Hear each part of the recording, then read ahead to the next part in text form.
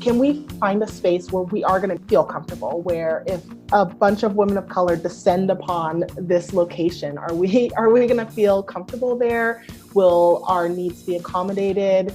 Are other people going to be asking us weird questions? So a lot of that goes into the location scouting.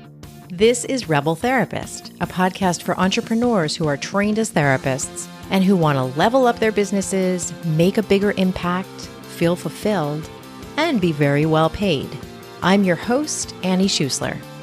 I recorded today's interview before the pandemic, so you're not going to hear us talking about COVID-19. And you might be thinking, in-person retreats are impossible right now. Yep, I realize that. And still, I'm interested in helping you explore the possibilities for your business, not just this month or next month, or even just this year, but far into the future. For everyone, and perhaps particularly for marginalized groups, in-person events matter. In-person connection matters. If you're feeling that, listen to this interview and think about how in-person events might fit into the future of your business. Even before this pandemic, I ran my entire business online. I love the freedom being online gives me. I love being able to reach folks all over the world. I get to create relationships with people and help them with their businesses, and it's totally fine if we never meet in person. The Rebel therapists I work with are from so many different time zones. And still, I plan to do some in-person work again in the future. I ran a retreat last year with my dear friend Rebecca Wong. Bonding with Rebecca and the participants, sitting with them, actually hugging them, breathing the same air, it all added so much depth to the work. And it's something we cannot do at the moment. I know I'll do more in-person work in the future. That's why I'm talking to our guest today with you in mind, but also with me in mind. This week, I'm talking to Nailah Wylie, founder of Color Outside. She's a professional coach, consultant, retreat leader, and communications strategist. She runs retreats and in-person events for women of color. That's the part of her work we're focusing on today so that you can get a masterclass in what makes an in-person retreat successful. Thank you so much for being here, Nailah. I'm so excited to talk to you. Thank you. I'm really excited to be here. So I want to focus on your retreats. And I'm wondering, how did you realize that you wanted to provide these in-person experiences? Yeah, so I think that really the entire community of Color Outside really started because it was the community that I needed at the time, but just couldn't find. I couldn't find exactly what I needed. And so I created it. And the in-person retreats came out of just so many women seeing what I was doing here locally in Salt Lake City. So I was running hikes and just doing a lot of in-person events here locally. And so many women were like, oh, I wish I could come to one of those. Or, I would love to get outside, but I don't know anyone in my area that can do that. Or, I've always wanted to go skiing, but I don't have anyone to do it with. So I just kept getting so many of those types of comments that I was like, okay, and I just kind of put it out on my personal Facebook and was like, if I were to rent a giant house and invite everybody here and we just kind of played and relaxed and we're in community, would people come? And I just got a really overwhelming response that yes, people would come. So I went about the process of creating my first retreat, and that was in 2017, I think. Okay. And before that, the meetups that you were running, were they free up until that point? Yeah. So they had all been free. And really, Color Outside started as essentially just a free meetup group. So everything was pretty much free, or you were paying for whatever the activity cost was. But essentially, it was just a meetup group where we were able to get together here with the local community. I see. And then how did it become a business for you? Like, was it that same process of realizing this is such a big need and I need to make this a business? Yeah, yeah, it definitely was. So again, it started out as just my own personal selfish needs. And as I just interacted with more women in the local community and talked to other women all over the place and just started seeing a lot of the needs and a lot of the gaps and a lot of the things that women of color were looking for. And I started to realize, like, okay, I think that this has legs. I think that there's something here. And I have a coaching background. And that was one of the things that I always wanted to. I've always been really passionate about working with women. And I just saw a really great opportunity to bring all of these worlds together. What do you see making people really pull the trigger and decide to sign up for an event? What's some of the stuff that you hear as the top reasons why people are signing up? Yeah. So I think the top reason, honestly, is that people are craving community. And I think that we are so connected, more connected than we ever have been before, but we're also really isolated and we also feel really lonely. And I think that people are just looking for community and community where they feel safe and they feel like they can be vulnerable and they can actually just reach out and touch someone and talk to someone and see the whites of their eyes and laugh with people. And I think that that is really the number one reason that most of the women who join us on our retreats and our excursions and our adventures, that's really what they're looking for. They get all these other things, they get to tap into themselves and reconnect with themselves. They get to push their comfort zone and try something new. There's all types of other transformation that they get. That's part of the package. But I think the number one reason that I hear coming into the event, and then also the thing that people rave about going out of the event, is that sense of community. And I'm really curious about how you create this experience for them. How do you find the location? How do you figure out things like, well, I guess I'll let you just answer one question at a time. Yeah. How do you find the location?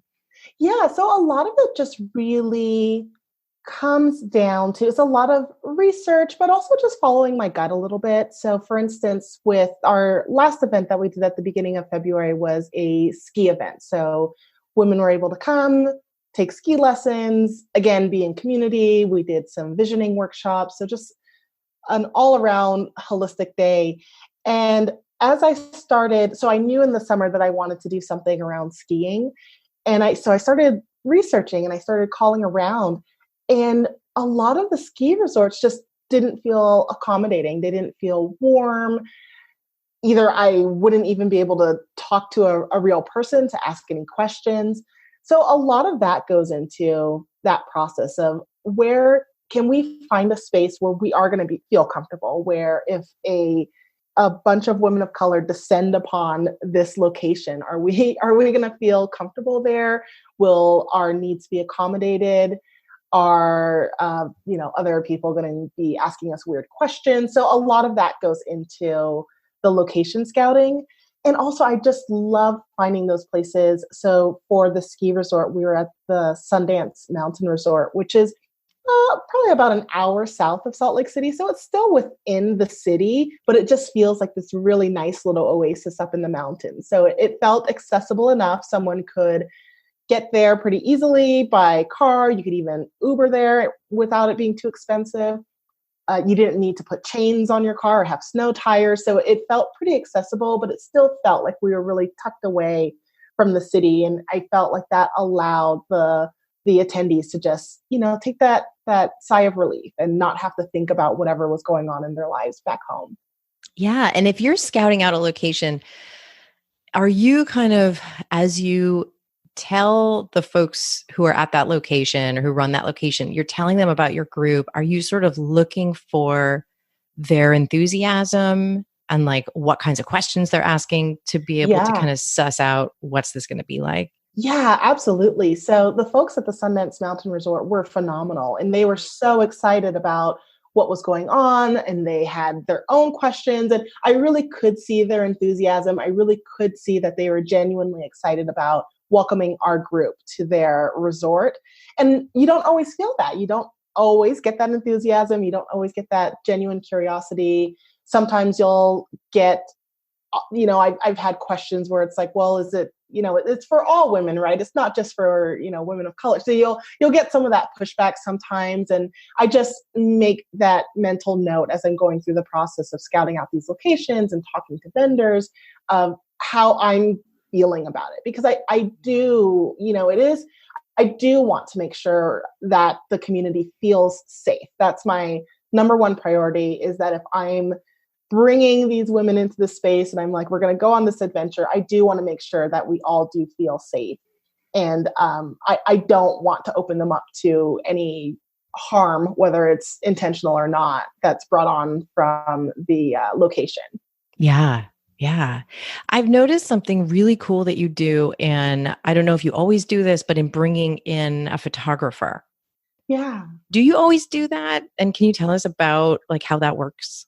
Yeah, so I do try and always do that. I try and always bring in a photographer, and I do always bring in a photographer of color. And the reason that I do that is, first of all, it takes a lot of pressure off of me. I don't have to worry about getting all these shots. I could really just be in the moment. And then also what I've noticed is that all of the participants can do the same thing. So they don't have to be worrying about taking pictures and posting it to social. They'll know that there's this really talented, amazing photographer that's capturing all of the best shots. We've done things where, we've had like different headshots or everyone gets to get a shot by themselves or a shot with their friends. So I think that it just relieves a little bit of that pressure and allows you to disconnect that much more, because we're always on our phones. And if we're doing something that's exciting and fun and new, you do want to capture it, but it's nice to be able to say like, okay, that part's taken care of. I know that this amazing photographer is going to get all of these wonderful shots of me, and I'll be able to use that forever. So everyone gets access to just the big old Dropbox of photos. I don't charge them for that. That's just part of it. And I've had such great luck with the photographers where they've just also been able to really immerse themselves in the activities as well. So, they're going on the hikes also, they're listening to the workshops, they're doing whatever adventures are happening, they're talking to the women that are there. So it just feels like it feels like it's your friend who's taking your photo. It's not, this professional photographer who's taking the shot where you need to tense up and feel awkward, but it just feels like, they're a part of the experience. They just happen to be handling some fancy camera equipment. Well, that makes sense when you say that, because the photos that I've seen on your website are so good. Yeah, and so it makes sense. you. People are feeling comfortable and like that's coming through. Yeah. Yeah. And that's really important to me, to everyone who's there. So whether it's photographers or chefs or whatever vendors are there, I want to make sure that they feel like they're a part of the experience. And I want the attendees to feel comfortable with them also. So it doesn't feel like there's this weird outside force that's, lingering around on the edges or the outskirts. Yeah. How do you keep costs reasonable for you in putting together a retreat? So that is hard. Putting together retreats it's a lot, and there's a lot that goes into it. There's a lot of costs that start coming up that you don't always recognize at the beginning.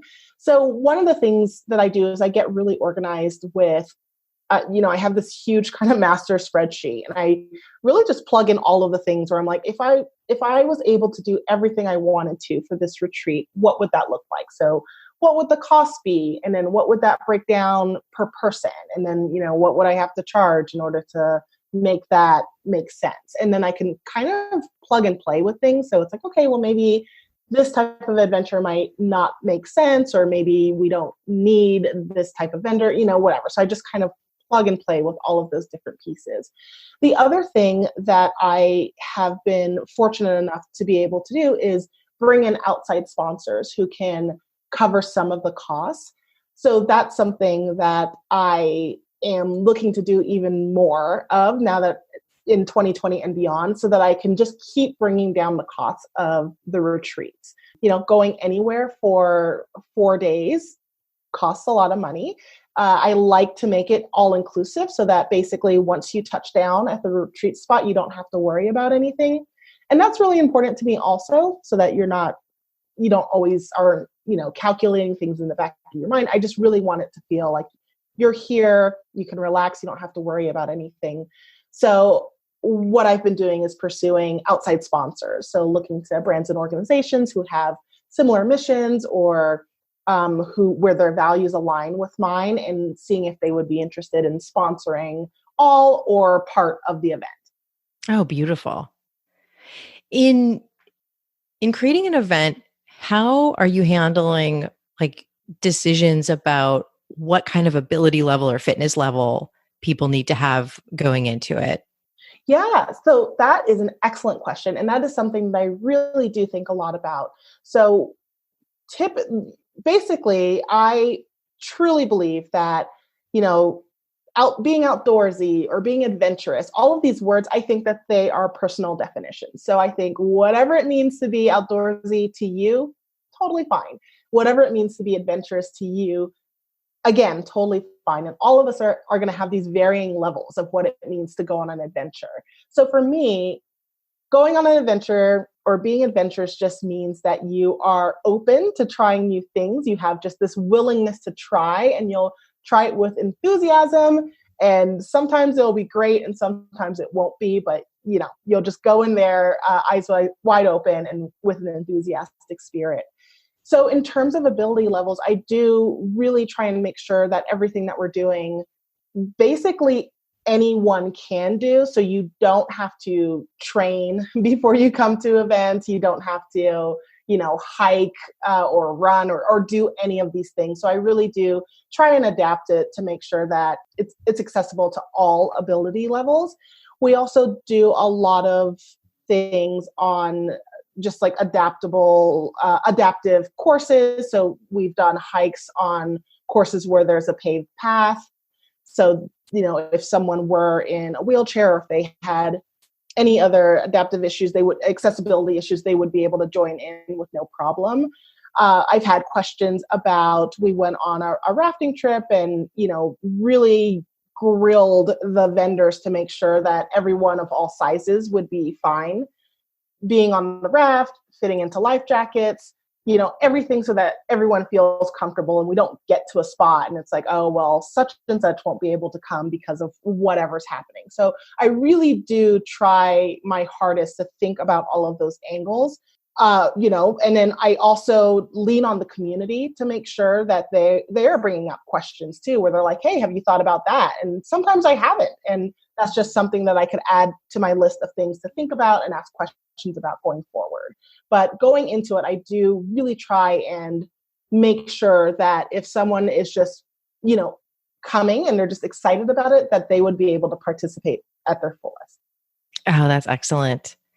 This is such an introvert's question. Do you make sure to offer single rooms, or is it like co-rooming? Does that tend to matter? No, so I do offer single rooms. So you could definitely have single rooms. You could kind of buddy up if you want to.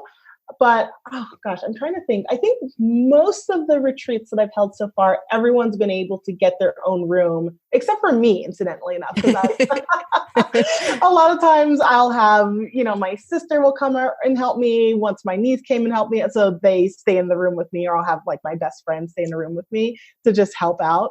But for the most part, everyone's able to get their own room.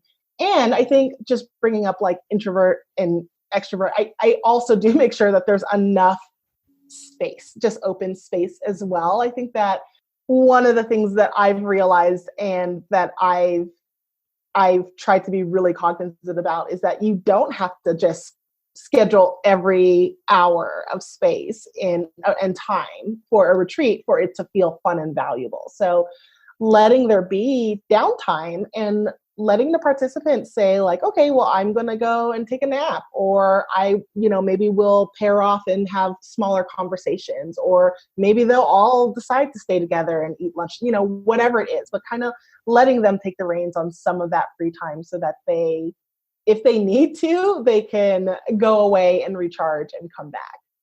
And has that surprised you? Like, has it surprised you kind of how much free time actually needs to be built in, or like how much time to structure? It did surprise me. And I think so. The first retreat that I hosted, I definitely had a lot of activities planned in. And then we had kind of a unusual snowstorm here. So the first one was held up in Heber, which is in Utah, a little bit close to Park City. And we had unusual weather. So the thing that I had planned, the activity, I think it was like a kayaking trip, we just weren't able to do. It was too cold. So I was like, oh man. And I felt really stressed out because I was like, oh, here are all these people, they're expecting to do these things and have this jam-packed schedule. And when I went to the women and I was like, here's the deal. Like, I've scoped up some other options. Here are other things we can do. And overwhelmingly, all of them were like, can we just stay here? Can we just hang out here? And I was like, yeah, we can hang out here. And I think we watched that. So that particular house had like a movie room, like a theater room. So we just like went down and like watched a movie. And I think, a couple of women took naps. Like, so everyone was able to just do what they wanted, but really they were fine with just hanging out. And so that's when I started realizing, okay, I don't have to pack this jam full. There is value in that white space. Yeah. I'm wondering too, like, if this kind of plays into this assumption that I think we often make as business owners, that like it's gotta be hard work the whole time. Yeah. Adding value. And like, I'm sure it's still, I'm imagining, I've run one retreat. I'm imagining it is a lot of work for you, no matter what. But yeah, it's interesting that you discovered in that case that you were adding at least as much value by doing less.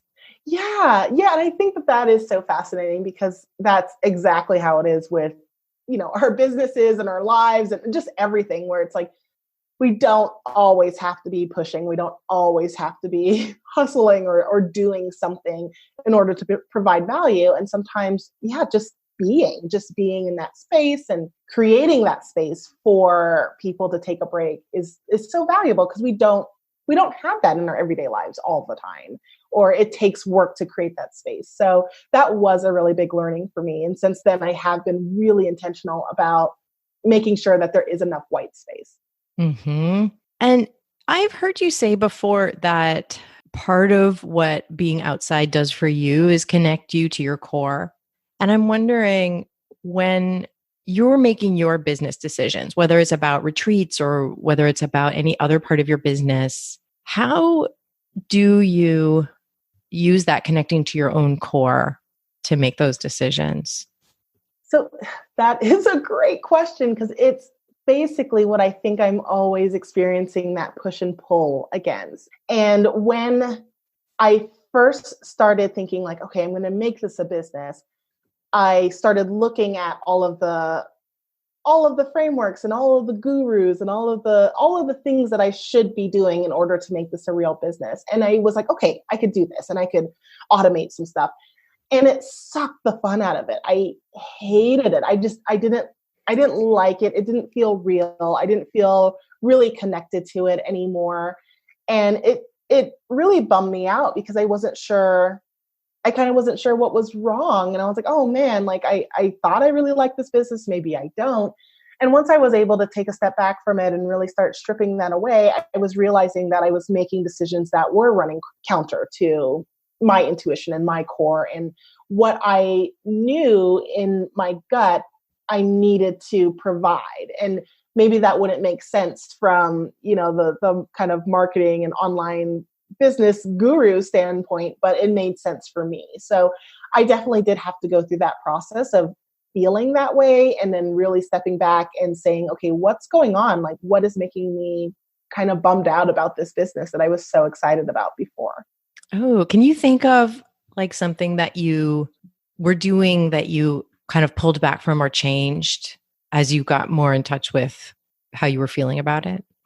Like I was trying to start putting in like, all of the marketing funnels and, like, okay, I'm going to run Facebook ads to all these people and then that's going to funnel. And then so I think that was stressing me out a lot, was just thinking through like, okay, like, is this the right content that's going to like make somebody want to come to a retreat? So I think I removed a lot of that. And so now my newsletters are really just a lot of what I'm going through or what I'm thinking, what I think would be worthwhile to the people who are reading it. And many people on my newsletter list may never come to an event, but I still feel like I'm providing some sort of value to them. And that felt important to me, that they're still in the community, even if I'm not going to be making money off of them. So I think that was one of the things I stepped back from, was figuring out how to, I don't know, like essentially monetize all the things that I'm doing in my business. Some of the things I do is just, I just like doing them. I just really want to connect with women. And if putting out a newsletter is one of the ways I can do that, I'm fine with that. If it doesn't make complete sense. I think also I've gotten a lot of advice to raise the prices on my events. And that's something that I struggle with, because I do believe that they are valuable. I do believe that we all deserve to be making good money doing the stuff that we love. But I also do believe that I want to be able to make it accessible to as many women as I can. So I think that that's one of the things that I stepped back from, was saying, I felt like I was at the point where I was like, okay, well, such and such is running an event and it costs $10,000. I could totally do that. But I was like, well, does that make sense for me? And would I feel great about women paying $10,000 to come? Would I be bringing the right women into my community that I want to be in the community? And so that was something I stepped back from. And instead, I just price it at what feels right. And then I've been pursuing some of those other like sponsorship options to help offset some of the costs. Yeah, I think that those are probably two of the like really specific examples. But I think that there's so many things that I just come up against all the time that I'm like, okay, I have to slow down and think about what makes sense for me here. Yeah, I really like hearing you talk about that. It makes me think sometimes there's this, I think it's great for me personally. I think it's great to try different things in terms of marketing. And I don't want to ever be anti-marketing. And at the same time, like sometimes trying something will show me that is not for me, or that like I need to put my own kind of voice into it to make it my own. Absolutely. And I think that that's what I was finding. I mean, I have a marketing background, so love marketing. Right. But I think what I was finding was that I was trying so hard to fit myself into this very specific model. And that wasn't for me. And I agree, like you do need to try things and figure out what works best, and go with what really honors your voice. And I think that at a certain point, I was stripping away my voice so that I could fit within this like very specific model. And I was like, this is why I dislike what I'm doing right now. Yeah. So you also do individual coaching and you also do consulting. How do these online events, I'm such in the habit of saying online events, how do these in-person events fit into your overall business? Like how big a part are they of your business? Yeah, so I would say, so right now, the consulting probably makes up kind of the bulk of just my everyday income. And that's mostly because I'm able to consult with larger brands. So I'm able to be put on retainer with a brand. And I love that because that allows me to use my strategy skills to kind of work through these big puzzles. And that's what makes me really excited. And then I would say that the one-on-one coaching right now is probably the smallest part of my business. So I just have a small, I guess, roster of one-on-one clients that I work with. And I've done that purposely. When I first started coaching, I did all one-on-one clients. And I felt myself getting really burnt out from that. And I realized that I needed a little bit more of a mix. I love working with women one-on-one, but I also put a lot of myself into it. And I need to make sure that I'm honoring how much space I can hold for one person and their individual things and everything they're going through. So I've intentionally reduced the size of my one-on-one offerings, or how many people I could take one-on-one. And then the in-person events is the part that I think really lights me up. I love I love creating community. I love curating these experiences. I love being in the room with like all of these women and all of their, vibrant energy and everything. So that's the part that I'd like to continue growing and seeing how I can really grow that again in a way that makes sense and growing it intentionally. But I would love to be able to get out in front of audiences or women or community more so that I can just feel that energy. How amazing. Also, I'm imagining for you then, if you're keeping your one-on work limited, which even just by definition, it has to be limited because you're only one person. I could imagine running these retreats is also a way people get to work with you. So it's like, you don't have to just say no. You can also say, join me on this event. Exactly. So that's basically what I like to do, where it's if one-on-one coaching doesn't make sense for you right now, you could come to an event. There's one-day events, there's several-day events, we go on trips. So I feel like that helps me to offer different levels of access to me. Do you have any advice about, for people who are stepping into in-person events, do you have any advice about how large, it's totally okay if you don't have an opinion about this, but about how large their audience should be before they step into that? I don't think you have to have a massive audience. So I did not start out when I first did my first retreat, I didn't even have like a formal audience. I had like a little newsletter list, but really I started it with personal connections, and it was like, I'm thinking about doing this thing. Who's in? And then that's how I started building up my actual like newsletter list. So I don't think you have to have a huge audience. I think that if you don't have a big audience, then you need to take that into account and probably make that lead time a little bit longer, where you are talking to more people, you are gauging interest, maybe that means that you're kind of co-creating this experience with your audience a little bit that you do have, where it's like, I'm thinking about doing this thing.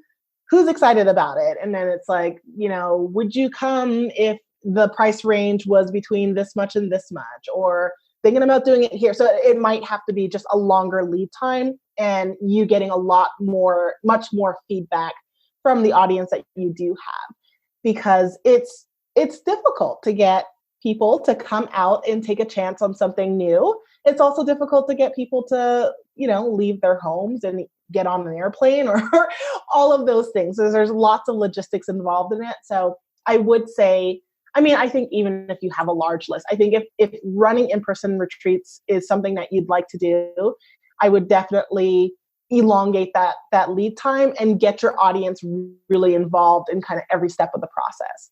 That makes so much sense. Absolutely. When you're done with an event, do you need to take a day off? Like, do you feel, even though it sounds like you get energized by it, do you also feel exhausted at the end of an event?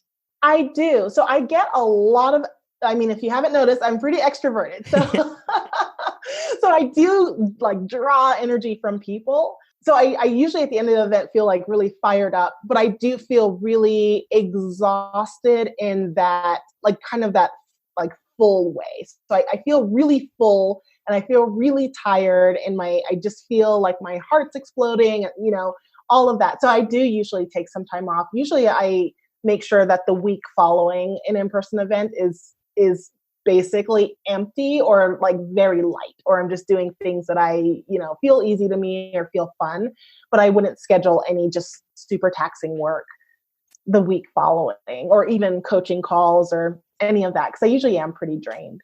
Okay. And that feels like it's huge permission coming from an extrovert. Oh yeah. For people to do that. Definitely. Because even if you gain that energy from being in community with people, you've still been like, you've been, thinking about all of this stuff. You've been running on adrenaline. You're probably, handling lots of logistics and stuff in your head. You might have been like actually physically carrying boxes or moving around. So it's still, it's still a lot of stuff. So even if you feel energized, definitely give yourself that permission and that space to just take a break. And also, I learned so much from each of the events. So I think when I schedule that time for myself to just decompress, it allows me to like go through all of those learnings or aha moments or like just all of that stuff. I'm able to process that better. Mm-hmm. Yeah. And I think sometimes when people are thinking of hosting events for the first time, they're drawn to it because they're kind of picturing themselves as a participant. And you're really holding a lot as being the facilitator. Yeah, you are. And I think that that's such a good point because, it is different. And I try and participate. I'm not one of those facilitators where like I get let out of a room after and like people don't have. So I'm pretty much like in there and doing all the things and I'm, eating lunch and hanging out and doing all that. But there still is, it still is different. You're not, 100% participating and you are holding and juggling all these different balls and making sure that everyone feels good and comfortable and did I remember to talk to this vendor about that? So it definitely is a different space. And I think that is taxing. Yes. So before I let you go, will you share with us what you're really excited about coming up next in your business? Yeah, so I am really excited because I just signed on in this partnership with Eddie Bauer. And Eddie Bauer, it's their 100th year of being in business, and they are looking forward to the next 100 years. And one of their 3 pillars is inclusion. So they're really looking to make sure that they are addressing equity and inclusion throughout their entire organization from top to bottom. So they've brought in they call us EB leaders, but they've brought in these different partners who have different communities that are addressing different issues to help them address some of these things. So I'm excited about it because I do feel like it's a true partnership. It's not just, them sticking my face on things and not doing any of the work. So excited about that, to have that impact. And then also, because of that, we're going to be working together to think of different programs and events and trips and all types of things that would help speak to all of the different audiences, all of the communities, so that we can help everyone really feel comfortable getting outdoors. So I'm really excited about that. I think that there's just huge potential, and I'm excited to work with a brand whose values align with mine. And I'm hoping that will allow me to do more and to just make it much more accessible and bring more women into the community. That's so exciting. And it sounds like you've got a real kind of filter to figure out which brands are truly going to work with you and not kind of tokenize you. Yes, exactly. And it takes some work at first, because I think at first when you start doing anything and a brand reaches out, you're like, oh my goodness, yes, me, like I'm so excited. And, as you continue to do it, you do realize that like I'm bringing an immense amount of value, just me and my personal journey and my expertise, but also this community that I've built up. So they should be coming to talk to me. So I need to vet them and make sure that this does feel like the perfect right fit. Awesome. Thank you so much for being with us and giving us so much of your time. Yes, absolutely. This is wonderful. You can find out more about Nailah Blades Wylie at coloroutside.org, and you can follow her on Instagram at Nailah Blades.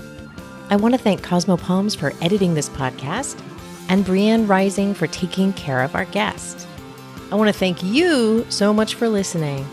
Find me on Instagram. That's where I have conversations about these episodes, and I would love to connect with you there. I'll see you next time.